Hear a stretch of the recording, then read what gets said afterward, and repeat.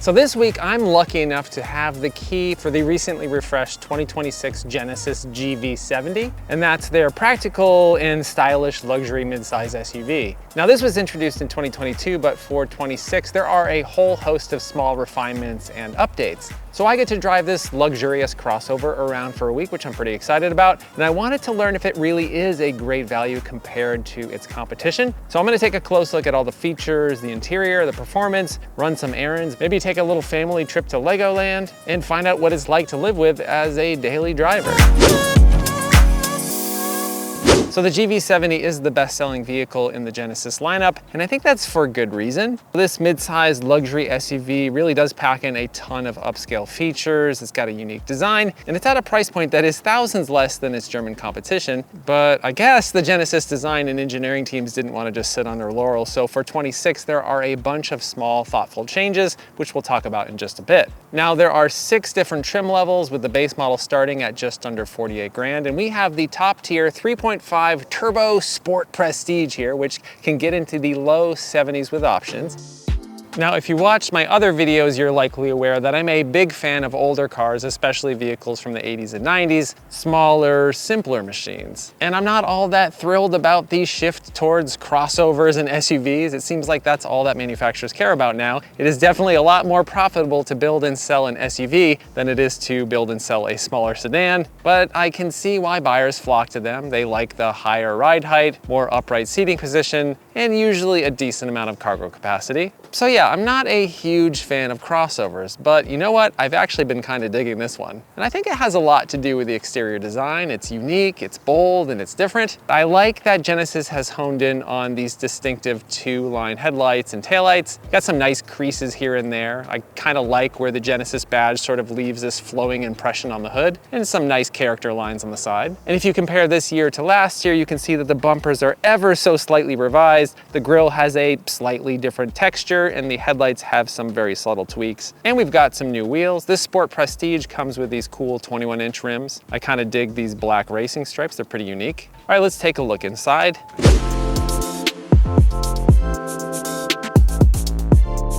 So once you step inside the GV70, I feel like the vibe is very upscale. It's got a really nice flow to the design. The materials look really nice. I love the two-tone in here. Nice use of aluminum trim. But one of my first takeaways here is that the visibility out the side and the front is very good. In stark contrast to some other new cars that I've driven. Looking at you, Mazda, where the belt lines are really high, the windshield feels really narrow. This is very easy to see out of, and it's really easy to tell where the front end of your vehicle is. And for me, that's sort of a make or break thing, whether or not I like driving a vehicle or not. This is pretty good in that regard. So yeah, seat comfort, very good. I love this sort of cross hatch stitching pattern on the seat. Headroom is really good, even with this giant panoramic sunroof. Legroom is great. Legroom from side to side is really good. I'm 6'3", and yeah, I have no problems fitting in here. And I'm still leaving my rear passengers with plenty of space. Now these front seats have been updated slightly compared to last year. Ton of adjustability on the driver's side, slightly less on the passenger side, but still pretty good. There is a massage function on the driver's side, which I just turned on, and it's quite nice. You have a few different options here. Unfortunately, your passenger does not get a massage. Sorry. Now the steering wheel on the Sport model has been updated slightly. It's a little bit more chunky than before. It has a flat bottom right down here. Feels very comfortable. Has some nice feeling paddle shifters behind it. All right, so infotainment, one new thing here is that we have one single integrated 27-inch OLED screen spanning half of the dashboard.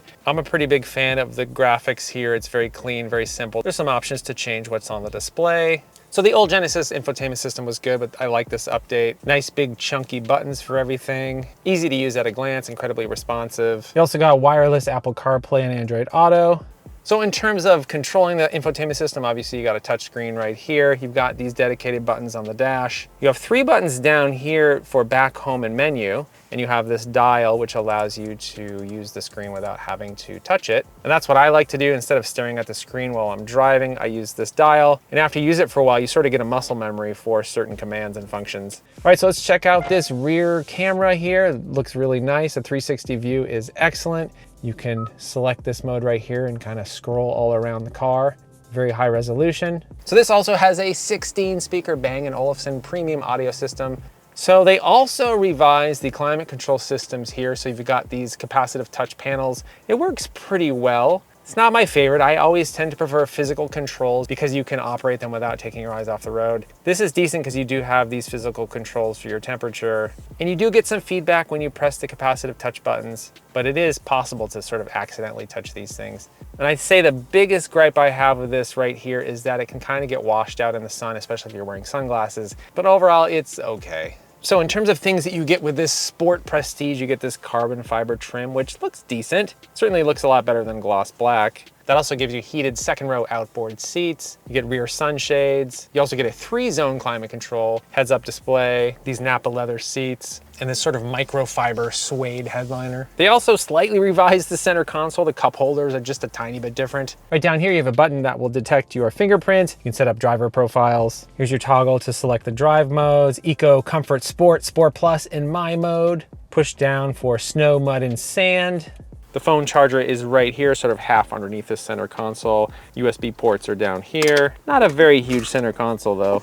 Interior storage in here is just okay. The center console seems to take up a lot of room. It might be nice if there were a few more spots for things, because this is gonna get filled up pretty quickly. Yeah, door pockets, kind of small.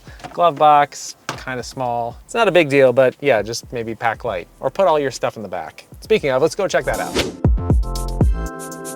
All right, how are we doing back here? My seat's set for myself at 6'3". I have a decent amount of space. It's not the most spacious back seat that I've ever sat in, but it's acceptable. 3 adults back here might be a bit tight, but as you can see, my kid's booster seat fits back here quite well. Should probably put this water bottle in one of the cup holders. Oh, it doesn't fit. Okay, will it fit in the door pocket? No, it doesn't fit there either. All right, so if you have a big water bottle, put it in the front. Will it fit in the front? Yeah, it fits in the front. The materials back here are pretty nice. I don't think they skimped back here very much. You got vents, you got climate control buttons, and down here is where you have your USB ports, and you have a 115-volt outlet.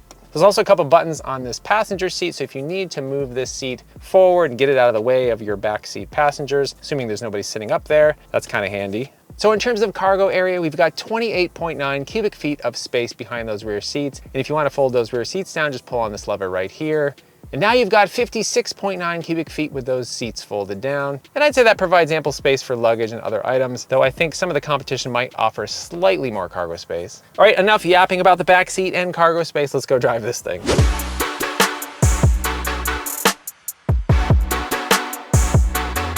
Okay, so depending on the trim, the GV70 can be had with either a turbo 2.5 liter 4-cylinder, and that makes 300 horsepower, or the twin turbo 3.5 liter V6 that we have under the hood here, and that churns out 375 horses. And every GV70 is mated to an 8-speed automatic and standard all-wheel drive. Now around town, I think that you'll find that this has more than enough power and speed. 0 to 60 occurs in about 5 seconds. And that's more than enough to get onto the freeway quickly or to pass people on the freeway. So as I mentioned down here, you've got Eco, Comfort, Sport, Sport Plus, and customizable My Mode drive settings. And this car is pretty good at sort of switching between being a sporty vehicle that you could take on a canyon road if you took the long way home from work one day, to that really serene luxury cruiser that you want on a daily basis. So in terms of fuel economy, we have a few things working against us. This powerful V6, the nearly 5,000 pound curb weight. So this is rated at 18 miles per gallon city, 25 highway, and 21 combined. Not all that great. And I've been averaging 18. So yeah. We're planning on taking a long road trip to Legoland tomorrow, so we'll see if that fuel economy improves a little bit with some highway driving. Haven't been doing a whole lot of highway driving so far. All right, so let's get packed up for Legoland.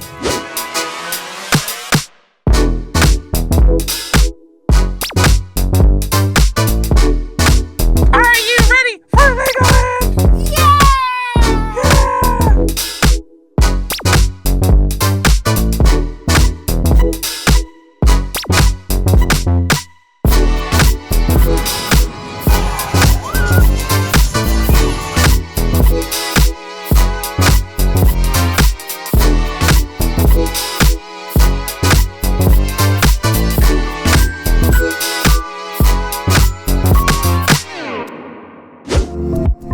All right, so what does all of this cost you? So the GV70 starts at just over 48 grand, but this 3.5 turbo Sport Prestige all-wheel drive with the $650 red paint option comes to $72,225 after destination charge. Yeah, that is getting up there, but this is a luxury crossover, and you know what? Cars are just getting more expensive now. The average new car price is 50 grand. It's kind of nuts. You could consider the Porsche Macan or the Audi Q5 or maybe even the Volvo XC60, but the GV70 gets you a good amount of luxury and sportiness for a fair amount less money. So if you want most of what the German competition provides and also want to save a few bucks, the GV70 seems like a pretty good option. And with all of these subtle refinements, improved tech, and minor updates, it's now even better than it was before. So what do you think of this Genesis? Let me know in the comments below. That's going to be it for today. If you like this video and you want to see more like it, please consider subscribing and hitting that bell icon. If you'd like to help support the channel, please buy a Hella Road hat or t-shirt at hellaroad.tv/shop. Thanks so much for watching. I hope you're well, and I'll see you soon.